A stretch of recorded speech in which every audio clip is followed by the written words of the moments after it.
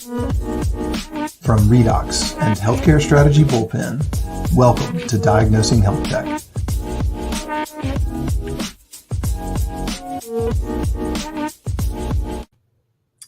Good morning. I'm Jeff Englander. I am the founder and principal of Healthcare Strategy Bullpen, and I am delighted to welcome you all this morning. And I'd like to welcome back my co-host, who is actually our producer. And I just wanted to take a quick second to thank everybody who's going to be on the show today.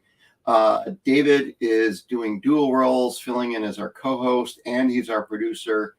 Abby, who is behind the scenes and take care of everything so all the pieces fit together and everything falls into place. And Kirsten, who is filling in for our scheduled guest, who unfortunately, because of some health issues, isn't able to make it this week. So, David, welcome. Oh, thank you so much, Jeff. It's great to be here. Just a reminder, everybody, we're available on every podcast platform right now, and we'd love for you to subscribe. We're going to continue putting out great content, just like today's interview with Kirsten. And yeah, I'm so excited to be here. I think this will probably be the last co-hosting position for me for a while. We've got our regular co-host will be returning for the next show, but it's great to be here for another one.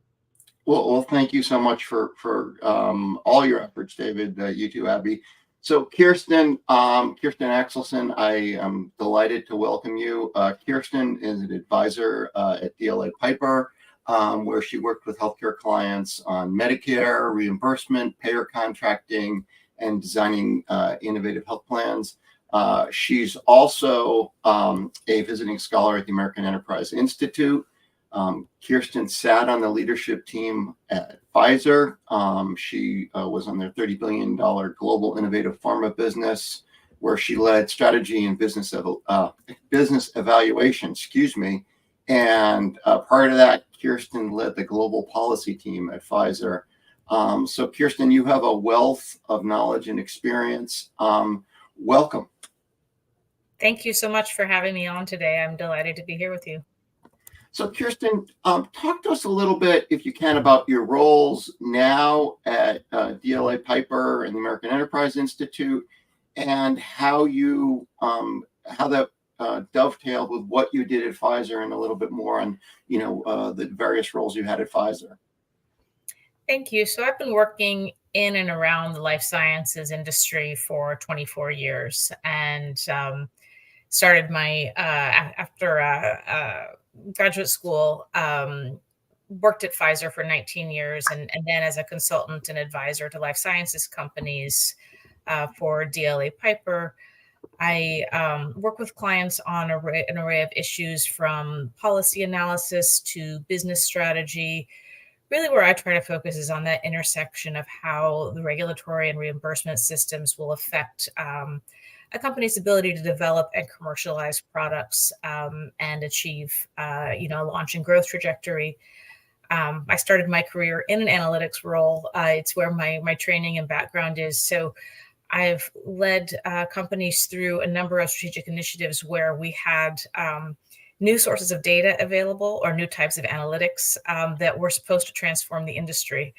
AI is being touted as another one of those. I think all of us who have worked in the industry have been there for, whether it was the real world data or other kinds of evidence that emerged into the landscape that were really intended to, or that were really touted as revolutionary. And I think they have been to various degrees. And I'm delighted to be talking with you today about what and how artificial intelligence and that type of data processing may be able to transform how drugs are developed and commercialized.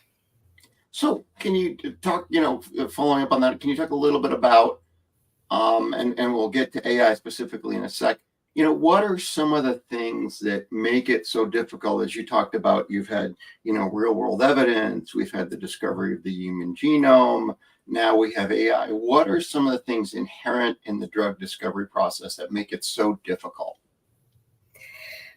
So, it's just, we know so little about what makes the human body change, right? And our bodies, especially our brains, are incredibly complex. And I'm an economist. I am not a scientist.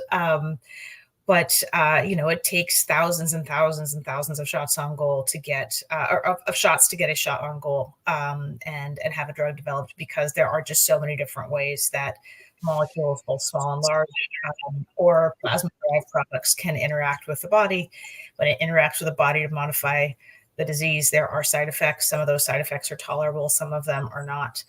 And so, tools like AI or tools like real-world evidence are very promising in terms of narrowing down the potential candidates that can be developed into a drug.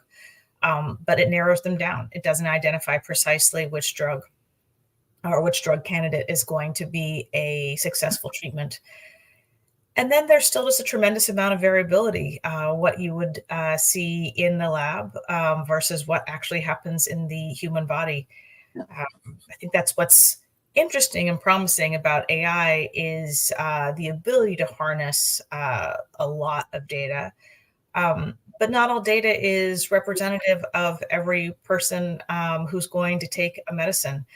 We know there are biases in what data is collected. We collect more data on people with their insurance. We collect more data on people who get healthcare.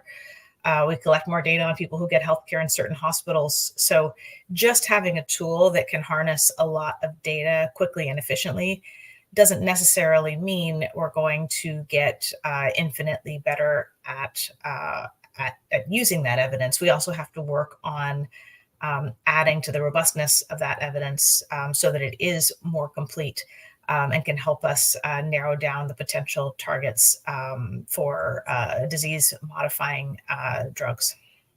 So you kind of answered my first question, but I'll sort of frame it a little differently. The people like NVIDIA are out there saying that you can, reduce the cost of the discovery and the preclinical work by 70%.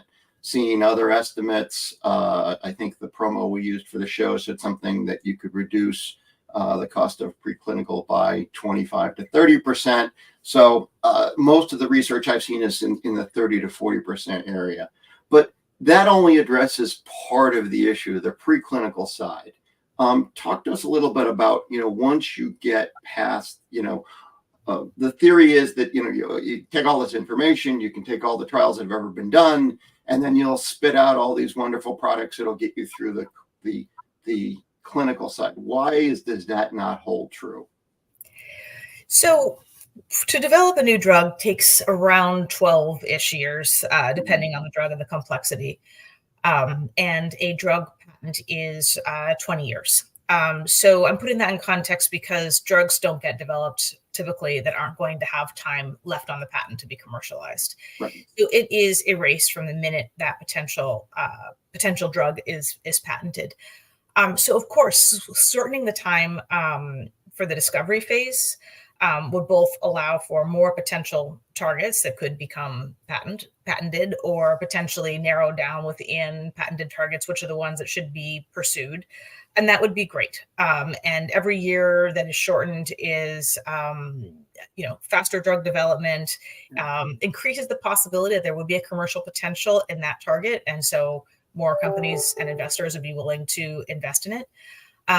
However, the discovery part of the drug development process is also the least expensive part. It's plenty expensive, but it's the least expensive. I think where there is a lot of exciting promise also in AI is in the human trials part, the clinical development part that is expensive, can involve thousands of people in trials around the world.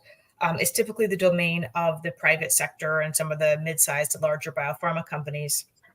Because if we're successful in getting a drug candidate into human trials, that is where a lot of time can be lost and a lot of expense can be lost. For example, if we could use AI to figure out how to keep people in trials once they're in, through the right kind of messaging, the right kind of acknowledgement of what their barriers are in getting there, or help identify the right places to recruit people. That could take as much time off of the total drug development process as taking a few years off of the discovery process. So again, I think it's all important But I don't see a future in the near future where we're going to have AI, entirely AI developed drugs where we take a package to the FDA with, just a chatbot. Right. David, go ahead. You've been very patient. Oh no. So with a multi-step process like that, where the sort of yield of each step is critical for getting to the end product, is there any sign that AI will actually, has the potential, or this advancement in the ability to kind of analyze the big data that you have? Is there any opportunity for kind of improving yield? You talked about how it'll speed things up, but is there a potential that the whole program is just more effective and you're getting more potentials out of it? I can see a number of places throughout the the development process. Adaptive clinical trials is a trial design where you basically modify the in-human portion of the trial while it's happening. So perhaps certain arms of the trial would be discontinued because they weren't effective, or another arm might be expanded because you're seeing a certain effect size that's maybe not as large as you expected. So you need a few more people in it, but it's an effect size that could be clinically significant. So I could imagine that AI could be good in analyzing the data sets more quickly to identify those kinds of differences to help with an adaptive design. An adaptive study isn't shorter, meaning it does take as long to still complete the trial, but an adaptive study can have less dead space in between the different arms of the trial. And so I think that's one place. We already talked a bit about the discovery phase, AI and those kinds of models that can harness a lot of data, have the potential to identify potentially more promising targets that might be, clinically more relevant to a certain patient population. Or again, if AI can help us find targets that would show a bigger effect size, well, you don't need as many people if you've got a bigger anticipated effect size. And that's a shorter trial to recruit and possibly a shorter trial to run, depending on how long you have to keep the trial going to see an effect size. So again, I think the discovery aspect of it is exciting, but really if we want to make trials less expensive and shorter, we need to think about applying AI to the entire clinical development process. And then also, and I know the FDA has put out a number of statements and things saying they're incorporating AI. There's another several months to a couple of years between registration for the drug approval.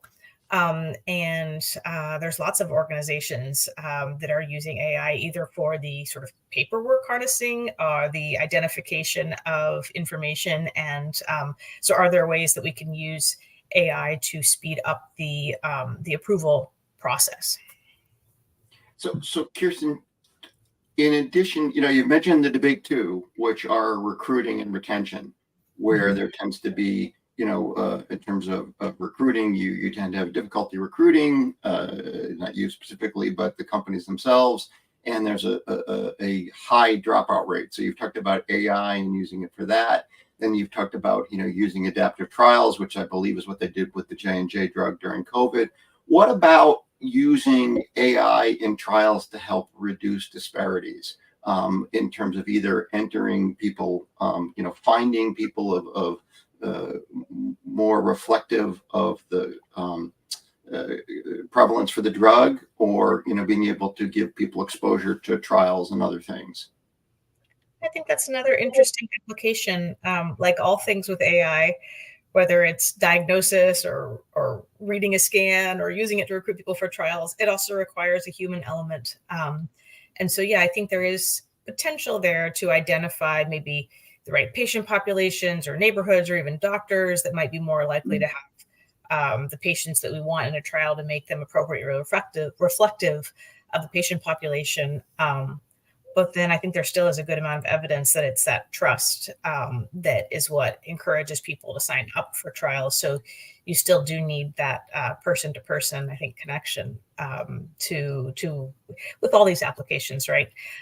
Including the drug discovery part. Yes, maybe AI can help identify some potentially druggable targets, but then it still comes down to a human decision on those signals, and also on investing in those signals. It comes down to a human decision if you're going to invest in identifying and recruiting the diverse patient population. So I think these are important tools that still are going to rely on human judgment and human investment to actually make the behavior or the process change.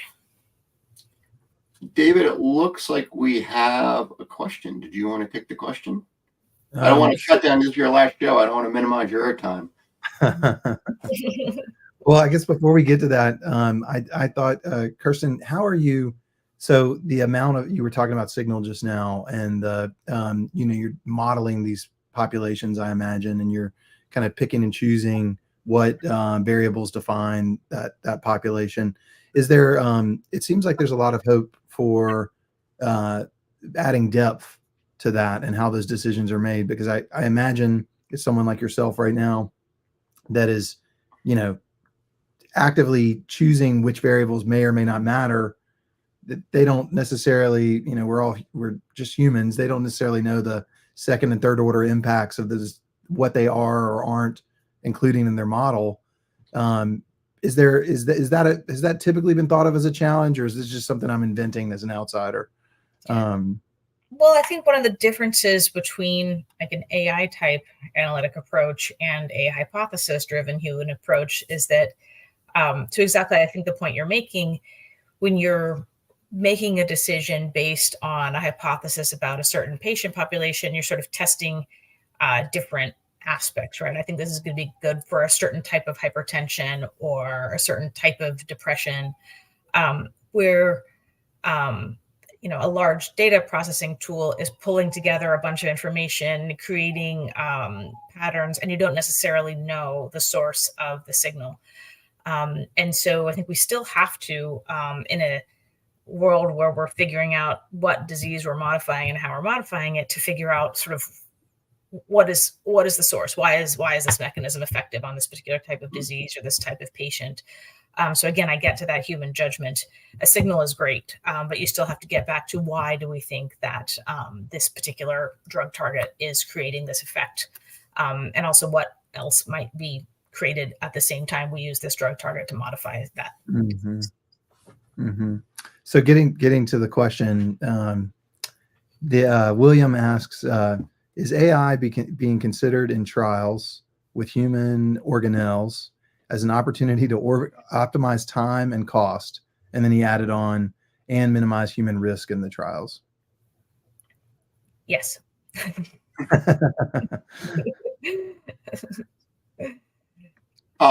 So let me follow up in terms of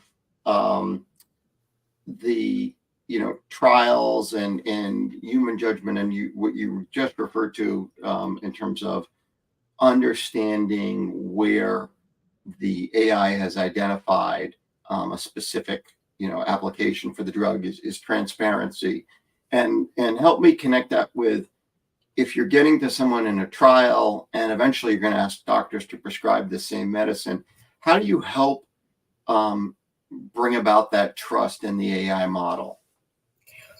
That's it. I don't think we're asking anybody to trust the AI model, right? Like in terms of drug development and discovery, right. The AI model can be used to make a trial more efficient. It could be used to identify a potential target, but then you still have to connect it back to the science. And so, for example, when you take a package to the FDA for them to consider for approval, there has to be a solid scientific foundation and rationale, even if AI helped pull some pieces together to identify the druggable, the target that you're pursuing. So I think the trust comes not so much from the tool, but from the information and the sort of logical foundation that the clinical development program was based on, any more than any other data analytic tool, right, that we use. There's lots of sophisticated data analytic tools right now that are, used to determine how many people should be in the trial, how long the trial should be going on. We don't tout the tools we use. We tout the results and the number of people and the sort of hypothesis-driven evidence to build trust in a new drug. Go ahead, David.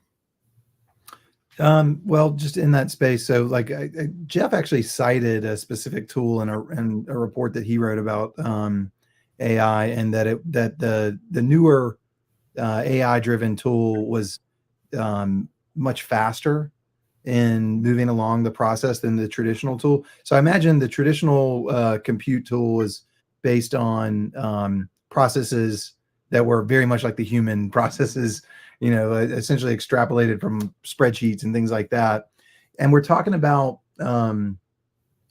you've been kind of talking about how we wouldn't necessarily hypothesize the same things that AI would identify as significant variables in a model. There's this old story from like the early days of machine learning where the military is like training missiles to identify tanks, and they had like this library of imagery of tanks, and it had like a high success rate in their testing, and they're happy with it. And then when they deployed it, they realized that like what the machine learning had picked up on was like the horizon line, that that every photo they had provided had like a bright sky and a dark ground, and that it actually didn't hone in on the object that we were focused on at the time. Now that's a primitive version, and like really image recognition is one of the first spaces where AI started to make a difference. So like, isn't that the fear that we won't be able to, I mean, that seems like the fear across this whole space is that because it's not a human designed algorithm like your traditional system, and we can't really deconstruct it like other computer code, that we don't know where it's drawing signal from. And I imagine there's a lot of, I guess I'm just very interested in your source data. It seems like that's the opportunity, and the hygiene of that and the construction of that is critical for making the most of this, new technology. I think that's very important and an astute point to raise. And also, frankly, I think it's one where there is a pretty strong need to do this collaboratively.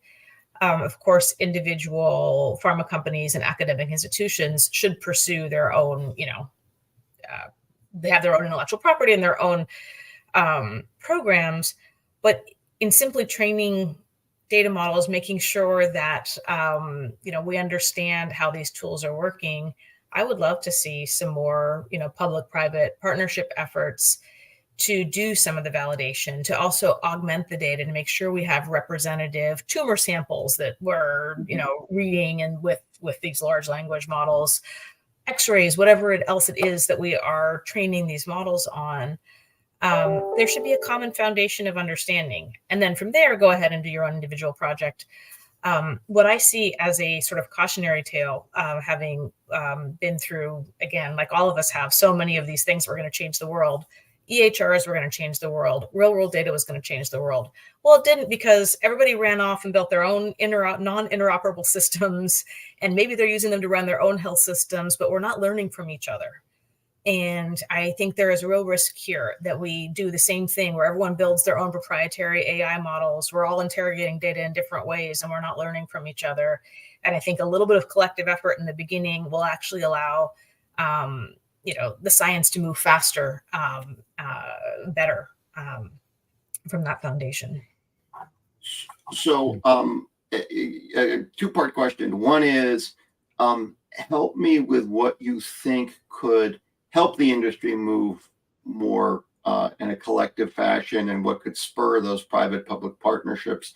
And then I'd be remiss, since you're an expert in policy, maybe as a follow-on to that, what policies do you think are in the queue that could either help speed up the use of AI in drug development or hinder them? I mean, right now there's a lot of hearings and I think investigation going on around AI models. As far as things I think that would be helpful collaborative efforts, I mean, I think you can look at like the genome projects. Like there's plenty of examples there with NIH, with private organization, or with public-private organizations that have, created a foundation of knowledge that then a bunch of academic centers and private institutions go and develop into new therapeutics. As far as specific policies, there's nothing I would note right now that I think is firmly enough set. I will say I'm following closely the policy debate and trajectory and some of the things that have been raised in hearings that I think are early indicators of what the concerns are. I already mentioned, the non-representativeness of the data. There are a lot of concerns among policymakers about data bias, about the potential for these data sets to either, be lacking certain races and ethnicities, types of patients, be used to make, poor decisions. I think there are a lot of concerns about AI being used to deny care, get people out of the hospital before they're ready or to leave a nursing home. And then the other big concern you hear is, well, is AI going to be used to create some germ warfare or super dangerous chemical weapon? I think those are all reasonable concerns, but I would hate for us to hinder the promise of AI because of fears about these things, which I think is a bit what has happened with electronic health records, right? Like, yes, we should rightfully be concerned about privacy, but it feels like those privacy concerns were the main focus of a lot of the policymaking efforts when operability should have been also a primary concern. So I hope as we go forward with AI policy, we're both balancing risks, concerns about care denial with also some of these basic foundational efforts to make the data that's available and the tools that we're using really helpful to the drug discovery and development process, so that we can have, better medicines in the future that are developed more quickly and efficiently. That's great. It almost seems like the opportunity for the collective effort that you described would be around the data source. Like, could we create a representative population in a data source? Because like you said, the lack of interoperability means that these populations exist in silos for the most part, and aren't representative. But that would be like the fuel that could produce a lot of the innovation that we hope for. I think that's very promising. So Kirsten, is there anything we haven't touched on, in terms of the, kind of the post-clinical side that you think is important for us to keep an eye on going forward? I think we've covered a lot of the big themes. I mean, going over the conversation we've just had, I guess I would just reiterate that while I think AI is very promising in drug discovery and important, also if we're going to make if we're going to make drugs faster, cheaper, more efficiently, we're going to need to make sure we're deploying every tool we have across the entire spectrum.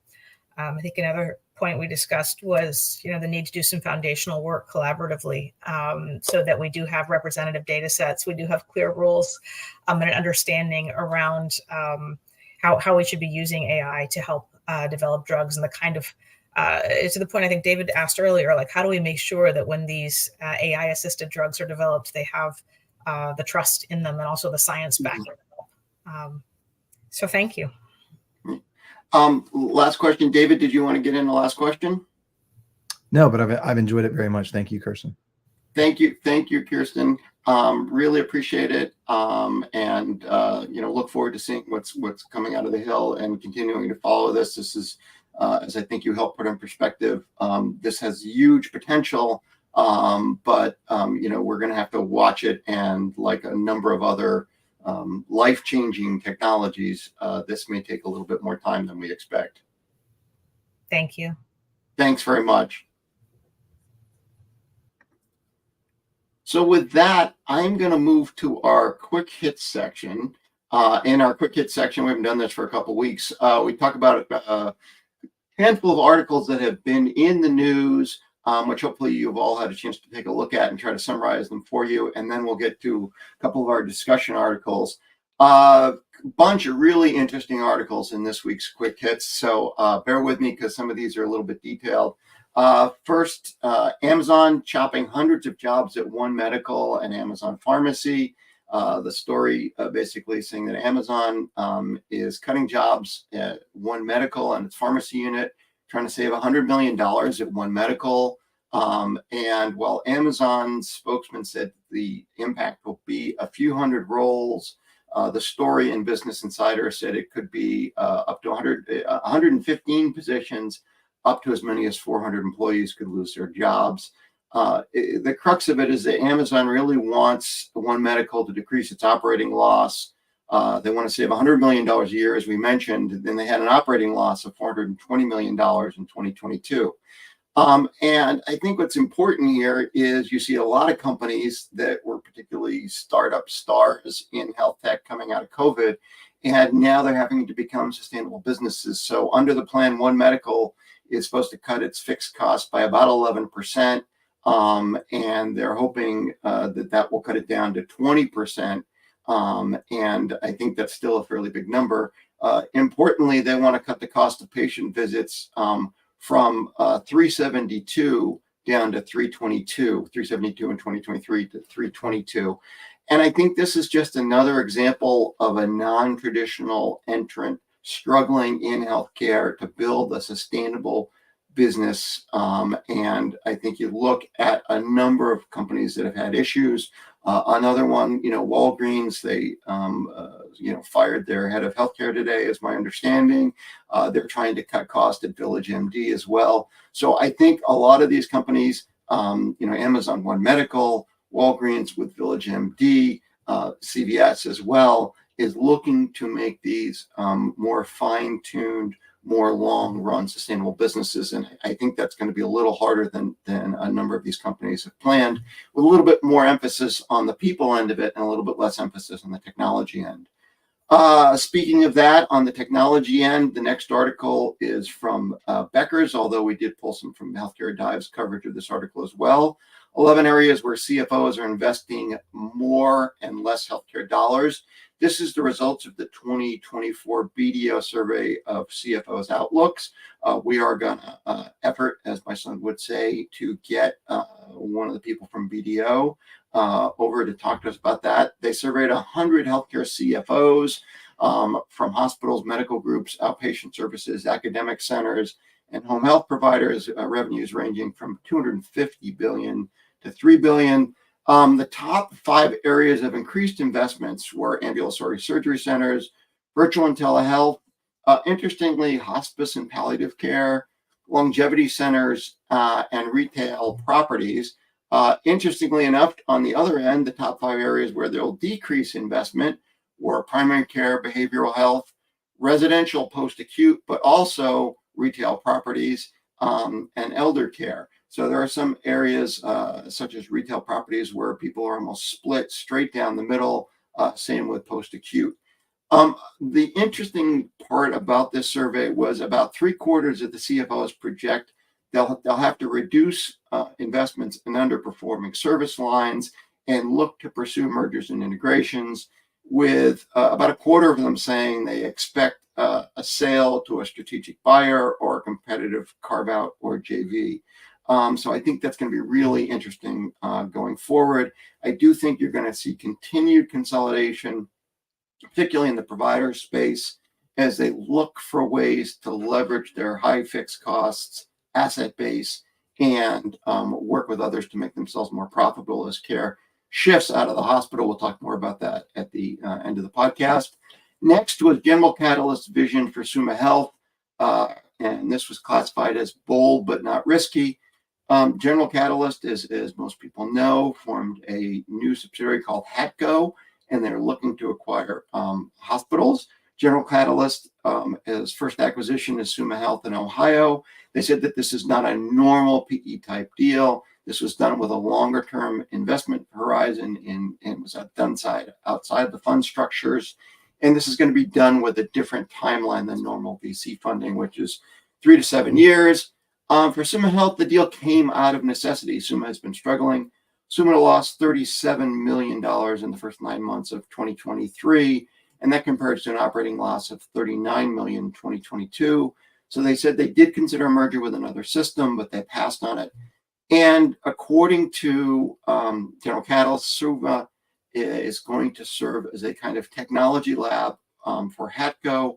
But they said they won't invest in immature technologies. They're going to be biased towards companies that have proven solutions, and the lab will be, or Suma Health will be used as proof of concept. The goal is to implement technologies to improve quality and access to care. The interesting thing is they still, even if they are able to do that, are going to have to show financial and operational impact. And this isn't a layup because HATCO will still have to get approval from the regulators in Ohio, because Suma is going to transition from a not-for-profit to a for-profit. They did mention that they are working with the Ohio Attorney General's office and the Ohio Department of Insurance. Next up, a story we've been following for quite some time. Cigna has finally decided, after entering into exclusive negotiations with HCSC, to a $3.7 billion deal for their Medicare Advantage business. As part of the deal, that Cigna, HCSC has agreed to use Cigna's Evernorth subsidiary to provide pharmacy benefit services to the Medicare business when the transaction closes. Interestingly, as of 2022, Cigna was the 6th largest MA plan, and they were, it's not just MA plan, excuse me, by enrollment. However, they were losing share. This deal just goes to show continued consolidation in the MA market. For-profit MA, being Medicare Advantage, controls 71% of the market in 22.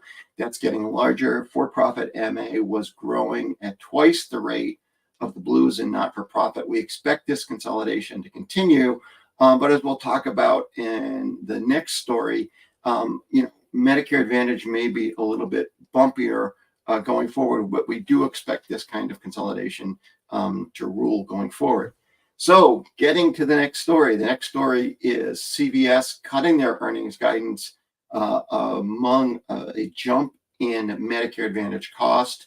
And they are not alone. Humana had some issues as well. But CVS cut their 2024 earnings guidance by 20 cents a share to $7.26.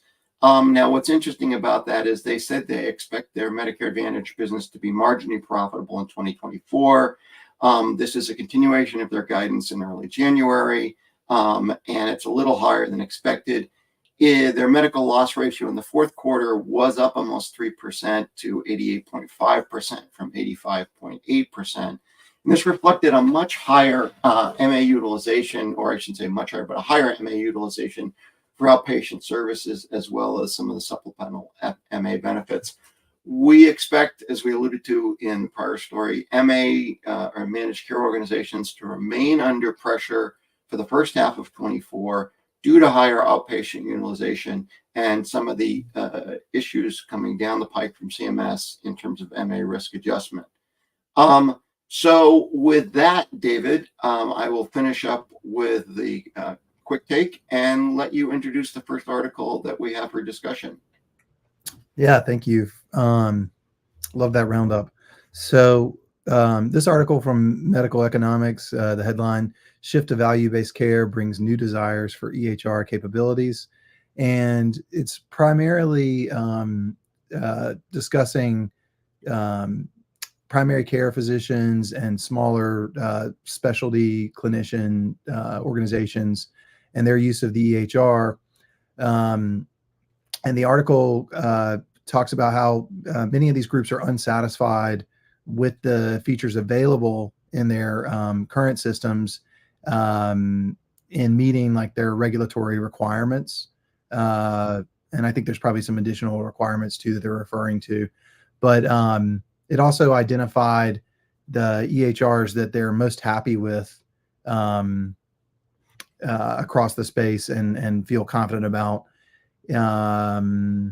It said that some of these or many of these small practices are going to be changing or planning on changing EHRs 40+% in the next 18 months.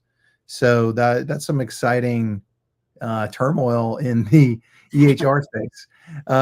Among the sort of EHRs that they were happy with, I saw Athena Health, Elation Health, Practice Fusion. Some of those are specific to specialties. But Yeah, I think it's a very interesting thing. Kirsten actually talked about how the innovation around EHRs really came from one direction. To me, it's a surprise that they're behind on the regulatory requirements, because that seems like one of the sort of first order needs of those platforms. Um, but here at Redox, we interact with many of these small EHRs on a regular basis, and we help enable achieving some of these requirements that are discussed in this document using other tools. What's your read on the space? I think it's really interesting, because I think it goes to a little bit to the earlier article in terms of One Medical and Village MD and even CVS. Is the physicians said their EHRs don't have the right information to provide them with the tools for value-based care. And some of those are things such as patient satisfaction, clinical outcomes, adherence to evidence-based practices, cost effectiveness.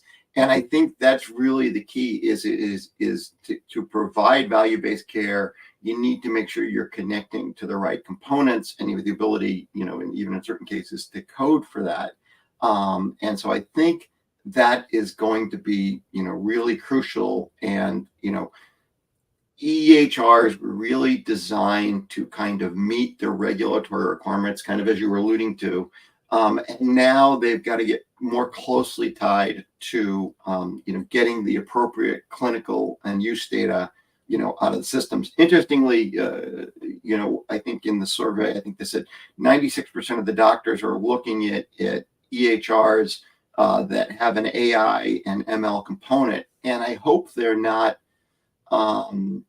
misconstruing the idea that you can get a digital scribe and that will solve all your problems. Yeah, the thing I struggle with the role of EHRs compared to like how other industries work from a architectural standpoint is that well, it's kind of just what you were just saying.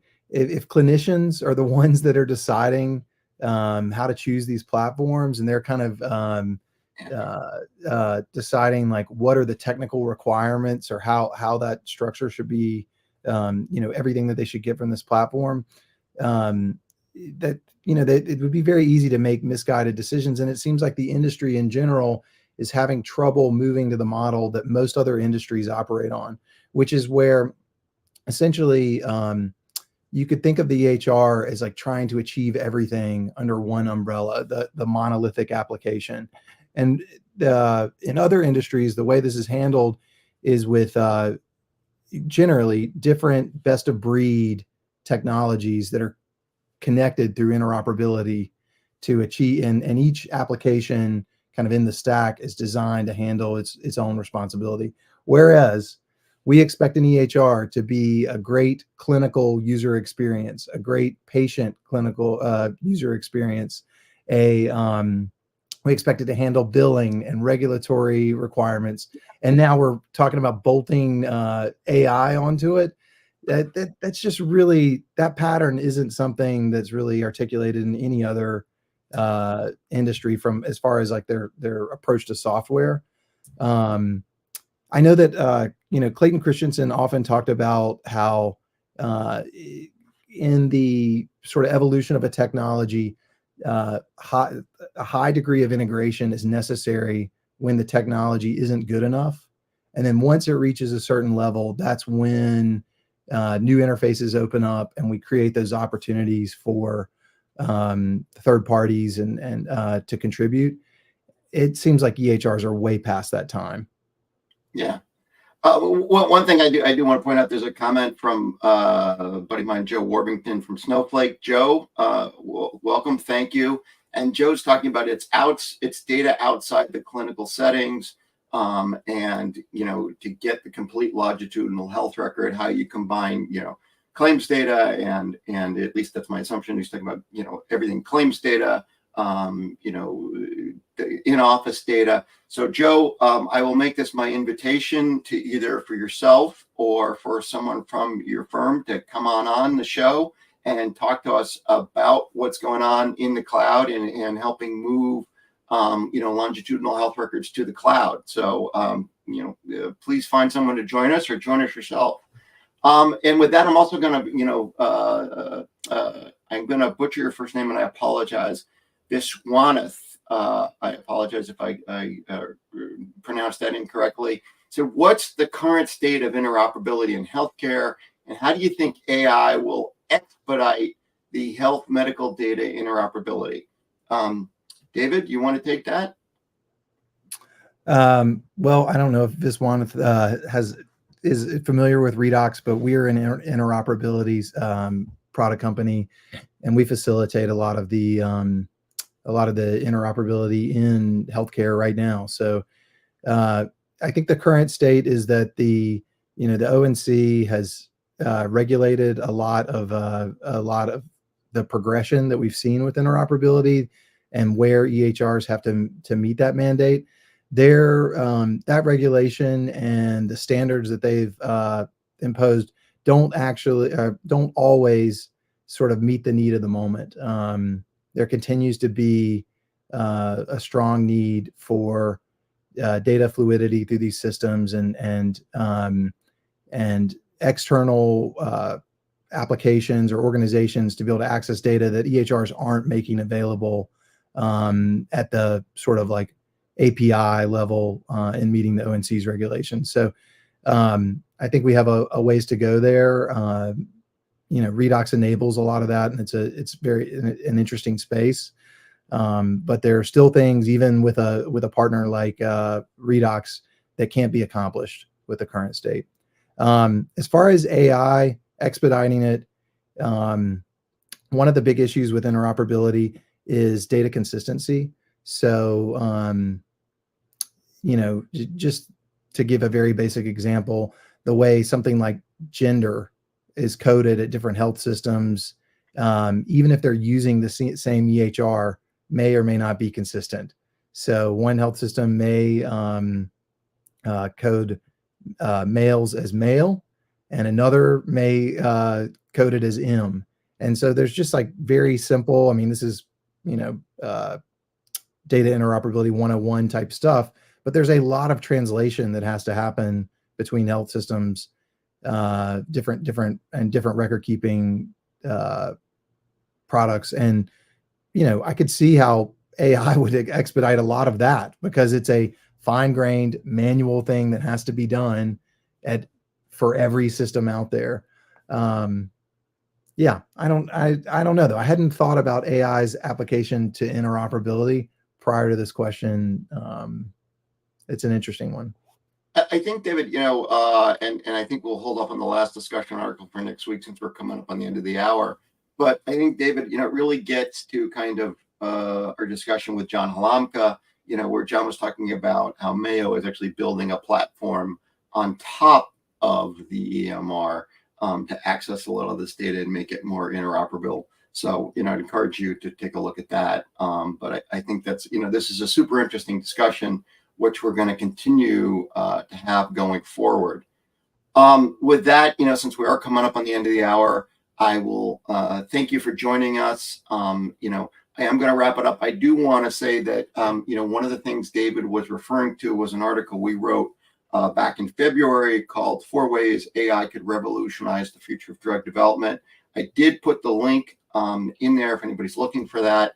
Next week, please do check out our webcast on the remote patient monitoring landscape, a joint project of Redox and Healthcare Strategy Bullpen. We'd like to, encourage you to please check us out at, Healthcare Pen on Twitter and Healthcare Strategy Bullpen or Healthcare Bullpen on LinkedIn. Please feel free to reach out to me directly. We help payers and providers adapt and deploy their health tech to improve the lives of patients. And we help health tech innovators be more effective in developing and deploying their technology within the healthcare industry. So we work in 4 areas: operationalizing data, like David was just talking about, so you can maximize its analytical value; demonstrating the benefits of applications enabled by digital health; applying digital health to high cost and chronic conditions; and then really gauging and managing the practical, cultural, and technological issues around social determinants of health. So please do join us next week. And with that, I will turn it over to David. Yeah, so just another plug for the webinar next week. There won't be a Diagnosing Healthtech episode, but what we will be able to do is spend some time with Jeff talking about the remote patient monitoring landscape. His team at Healthcare Strategy Bullpen has put together a huge report on the current state of this market and the different things that you should be thinking about and how it may impact your particular space. I think it's relevant whether you're with a provider, a payer, or a vendor. It's an interesting conversation. We all know about the growth of the space, and Jeff's report is really comprehensive in sort of building our understanding for that. So it'll be a nice time to see you present, Jeff. I'm looking forward to it.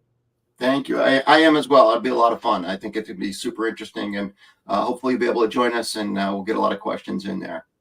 Absolutely. So Healthcare Strategy Bullpen, Diagnosing Healthtech is brought to you by Healthcare Strategy Bullpen and Redox. You can subscribe on whatever podcast platform that you use, or you can use the QR code to get email updates from us. You can register for next week's event at redoxengine.com. And we really appreciate your time. It was great having Kirsten. I thought amazing guest. She just has such a wealth of knowledge, and I think she could help me with some strategy. She seems to really understand how to think about these systems and use technology to move things forward. Thank you all. We appreciate it. We'll see you next time.